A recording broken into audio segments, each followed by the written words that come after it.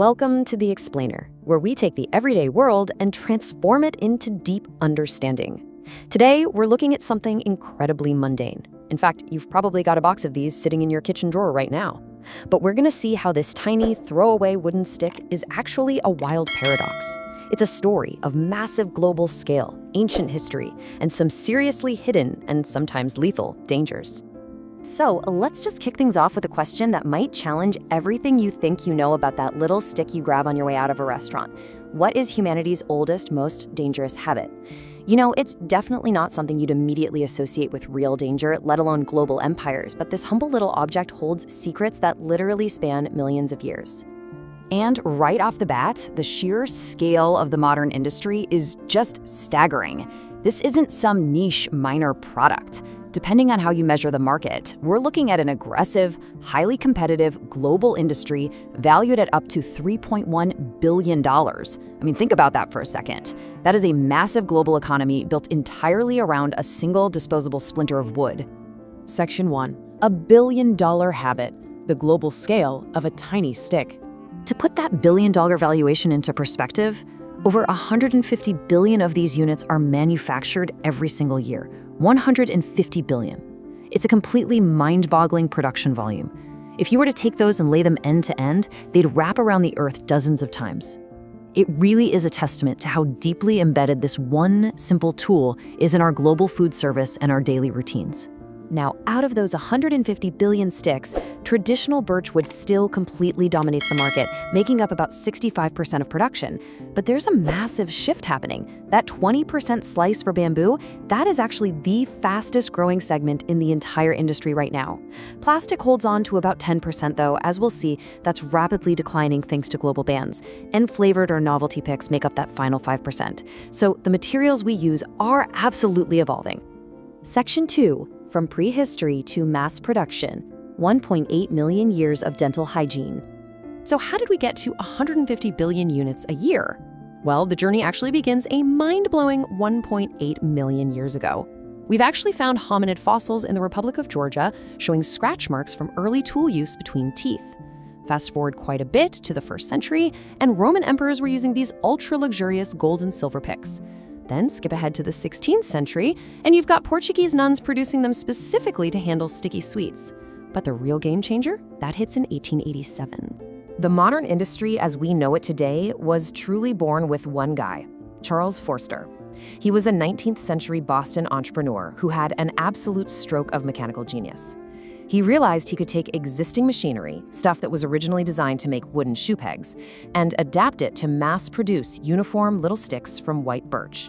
Just like that, he transformed this thing from an improvised twig, or an artisanal luxury item, into a cheap, machine-made, everyday commodity. But here's the best part. Forster wasn't just a manufacturer. He was basically a 19th century marketing mastermind. He had all these mass-produced sticks, but nobody was buying them yet. So what did he do? He secretly paid Harvard students to act as shills. These kids would go into really fine Boston restaurants, finish their meals, and loudly demand Forster's specific brand of toothpicks. When the restaurant inevitably didn't have them, the students would cause a scene and threaten never to return. And then, magically, a few days later, Forster would conveniently show up offering his product. He literally fakes the consumer demand that sparked a global empire. Section 3. The Toothpick Capital's Fall. The shift of global hegemony. Thanks to Forster's brilliant, if slightly deceitful marketing, the American industry exploded. By the mid-20th century, a tiny little town called Strong, Maine became the undisputed toothpick capital of the world. They were churning out 75 billion of these things annually. But today, Strong, Maine produces exactly 0. Absolute modern hegemony has shifted entirely to Asian manufacturing hubs in places like China, Vietnam, and India, which run massive facilities exporting all over the globe. So why the total collapse of such a massive American industry? Well, it was a perfect storm, really. First, nylon dental floss hit the market, and dentists loved it. Second, globalization meant cheaper imports were flooding in from overseas. Third, and this is fascinating, social etiquette completely shifted. Advice columns like Dear Abby started calling public toothpicking crude and basically told people it was terrible manners. And finally, towns like Strong were just far too reliant on a low-margin commodity. When the market shifted, they just couldn't adapt quickly enough. Section 4. The hidden medical danger, The lethal irony of dental hygiene. Okay, we have to pivot here to the darkest and honestly most surprising aspect of our explainer today. Theoretically, this is a tool designed for oral health and hygiene. But knowing what we know now, we really have to ask the question, is this everyday habit actually safe for your body? Incredibly, the answer is often no. A systematic medical review looking at documented cases of accidental toothpick ingestion found a shocking 18% mortality rate. Just let that sink in for a moment. 18%. Accidentally swallowing this incredibly common household item is wildly dangerous. And the reasons why it's so dangerous are pretty terrifying. For starters, if you swallow one, there is a 79% probability of gastrointestinal perforation. It literally pokes a hole in your insides. But here's the real kicker for diagnostics. Wood is radiolucent. That means it is nearly invisible on standard CT scans. So a swallowed piece of wood often causes severe, entirely undetectable internal trauma, sometimes for over 2 weeks before doctors can even figure out what's going on. Not to mention, even during normal use, people frequently cause significant trauma to their own gum tissue. Which brings us to the obvious follow-up. If it's this dangerous, does it at least work really well? Actually, no.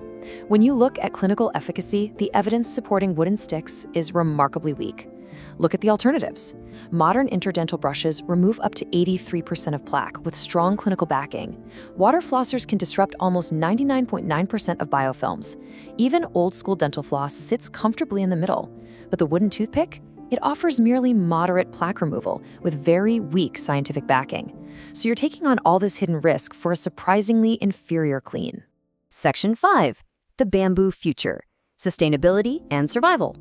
Faced with these serious medical risks, plus completely changing consumer habits, the industry is essentially fighting for its survival. And its main strategy is pivoting toward a highly sustainable future.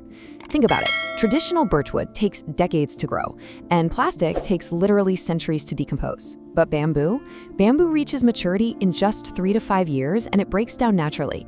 It's a highly sustainable, rapid growth resource, and it is arguably saving the entire industry right now. And honestly, they have to make this change because the environmental toll of the alternatives is just devastating. In the year 2023 alone, an estimated 1.5 billion plastic toothpicks were thrown away, heading straight into landfills in our oceans. The backlash has been swift. Over 35 countries, along with major cities like San Francisco, have now instituted outright bans on plastic toothpicks. That kind of strict regulatory pressure is forcing a massive industry-wide transition right back to natural fibers. To survive this pressure and stay relevant in a modern world, manufacturers are pulling out all the stops. They're innovating heavily. They're treating bamboo with carbonization to give it extra durability and natural antimicrobial properties. They're developing bioresins and biodegradable coatings so they can ditch harmful chemicals altogether. They're even creating these high-end edible and flavored picks for the culinary world and integrating smart packaging with QR codes to educate people on oral health. Essentially, they are desperately trying to add real value to what is, at the end of the day, just a simple stick. But despite all of this cool innovation and the push for sustainability, the core fundamental risks remain exactly the same. I want to leave you with this incredibly stark warning directly from the American College of Gastroenterology. They state, without mincing any words, left untreated, an accidentally ingested toothpick can lead to intestinal perforation and death. It is a very sobering reminder of the very real and sometimes fatal stakes hiding quietly in our everyday dining routines. We've seen how a 1.8 million-year-old habit built global empires, entirely transformed small American towns, and evolved into a multi-billion-dollar industry that is right now fighting for its sustainable future. But knowing what you know now about the almost invisible medical dangers and the genuinely inferior cleaning power, how are you going to view that tiny wooden stick sitting in a little cup by the cash register? Next time you leave a restaurant, will you still grab one? Thanks so much for joining me on this explainer, and I'll catch you in the next one.